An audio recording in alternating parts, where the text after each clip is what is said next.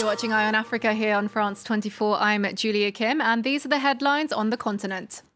G5 Sahel leaders are to meet in France next year to discuss security cooperation. The event was postponed following last week's jihadist attack in Niger, which left 71 soldiers dead. The wife of Zimbabwe's vice president is accused of attempting to murder her husband. We'll have the latest from our correspondent Ryan Truscott. And when dreams of football stardom turn into a living nightmare, our reporters met with young players in Ivory Coast who nearly lost everything trying to make it in Europe. But first, France has postponed a meeting with the leaders of the G5 Sahel to January 13th in the southwest city of Pau. The event was pushed back after last week's jihadist attack on a military camp in Niger killed 71 soldiers. Well, West African leaders of the G5 Sahel nations came together to honor the fallen troops. At a summit in Niger on Sunday, they vowed to go all out to improve cooperation and called for more help from international allies. Sam Bradpeace has the story.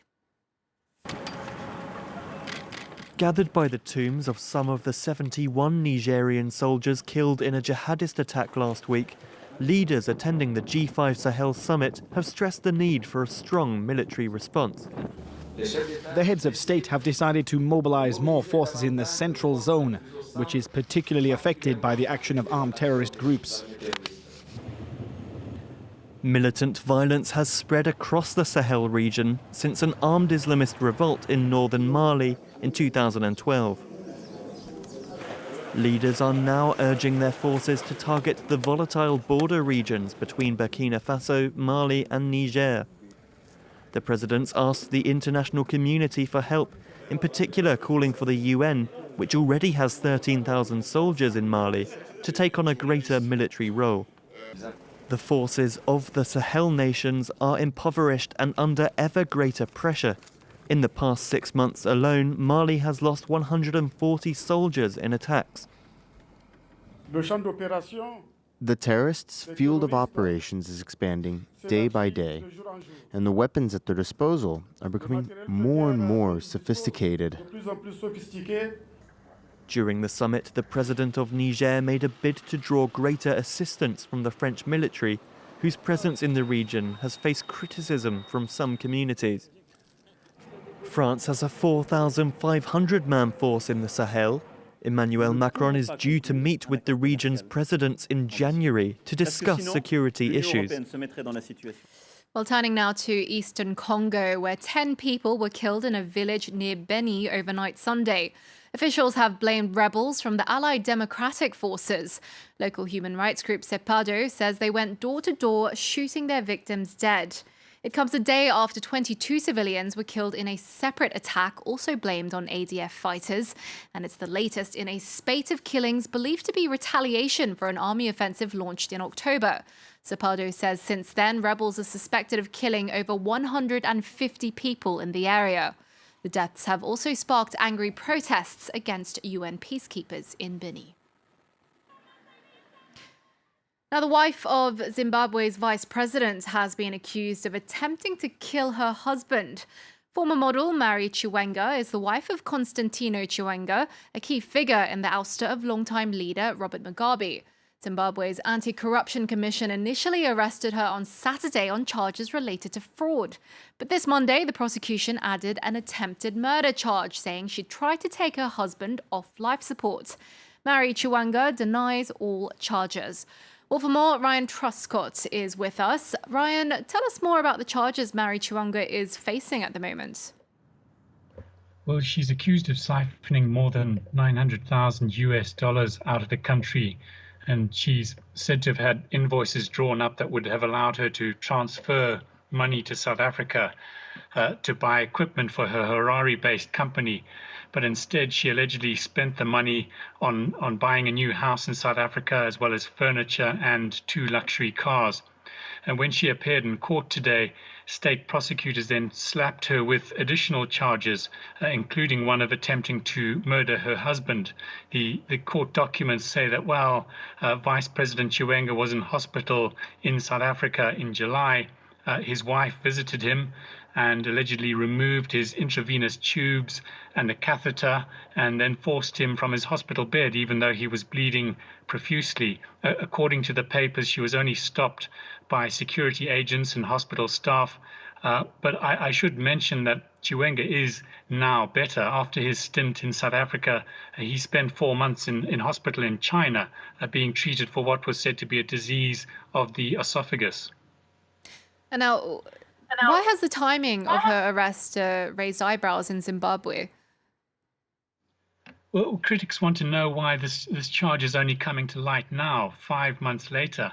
Ever since Vice President Chiwenga got back from China on November the 23rd, there have been rumors that his marriage to Mary was in trouble. She wasn't at the airport to meet him, nor was she by his side at the just-ended ruling party conference. And then today, for the first time, state media is referring to Mary Chiwenga as his estranged wife. So that's more or less confirming those rumors. So this arrest is being seen by some as a vindictive playing out in public of a relationship breakup. The Anti-Corruption Commission is headed by the wife of an ally of the vice president. So critics are saying that Chiwenga is simply using the commission to settle scores with his estranged wife. But what this whole episode has done, is to shine a light on the access that the political elite have to foreign currency at a time when the country doesn't have enough of it to import fuel and power and medicine. Okay, Ryan, we'll have to leave it there. Thank you very much for that. Ryan Truscott there reporting to us from Harare. Next, a humanitarian crisis is brewing in East Africa. The region is experiencing one of its deadliest monsoon seasons in years. Scientists say that a record increase in sea temperatures is partly to blame for weeks of floods and mudslides.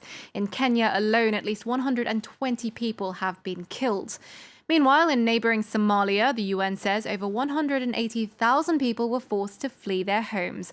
Andrew Hillier reports.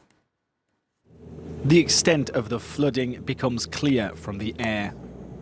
Here in the center of Somalia, heavy rains have destroyed crops, raising the possibility of a humanitarian crisis for thousands of Somalians.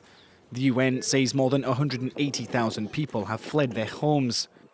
In this camp for displaced people, near the town of Beledweyne, victims of the flooding have been left with no option but to sell everything they have to survive. The recent droughts killed 67 of my goats. Only 7 had survived, but I had to sell them to make ends meet. I have nothing left. She's not the only one. Others complain that humanitarian aid has taken too long to reach them. Flooding has already forced us to leave our homes 4 times. We still haven't received enough aid. Local officials say the flooding has ruined farmland in the surrounding areas and washed away stocks of food, leaving people totally reliant on aid. The downpours have compounded what is already a desperate situation for the country.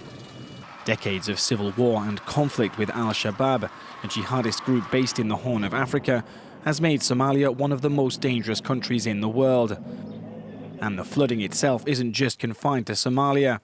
In East Africa, torrential rains have been falling across the region, triggering landslides and flooding that have left more than 250 people dead. And finally, Africa is increasingly becoming a hotbed for football talent.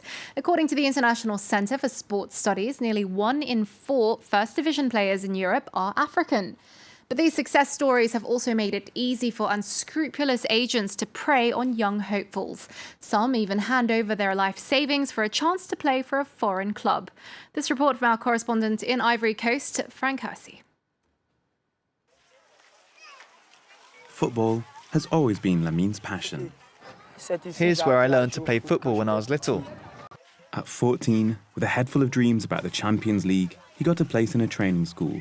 Then, when vague acquaintances got in touch with him from Italy, urging him to join them there, he quickly gave in to the temptation to travel. He was still only 16. They told me to go over there, to get there by any means, that they'd help me become a top player. And seeing how much our family suffers, I felt forced to accept the offer. Once his contacts in Italy had convinced him, Smugglers did the rest. Lamine paid €1,500 and was taken across the Sahara and through Libya to board a boat to Europe. We were out at sea for 2 days, with nothing to drink, nothing to eat. 2 people died on our boat. Then I ended up back in Libya and found myself in prison. I stayed in prison for 7 months. I was beaten. They demanded money. They tortured me. Lamine eventually got out of that prison cell, thanks to his little football club back in Ivory Coast. Its president paid the ransom his Libyan jailers were demanding. Lamine is far from being a lone, isolated case. Every year, some 6,000 children under the age of 18 set off from the continent to try their luck across Europe and Asia. Didier Drogba, the former Ivorian international, has made the situation one of his campaigns. I come across kids who, left to their own devices, have been lured away by agents who have been selling them false dreams. They have to be careful. One thing you've got to be aware of here is that this is also a local issue. Everything begins here. The upbringing by the parents and the sports coaches. The best, or perhaps the luckiest ones, will succeed in fulfilling their dreams. But for many, the temptation to leave the country will prove too strong. And that's it from me. There's more news coming up. Stay tuned to France 24.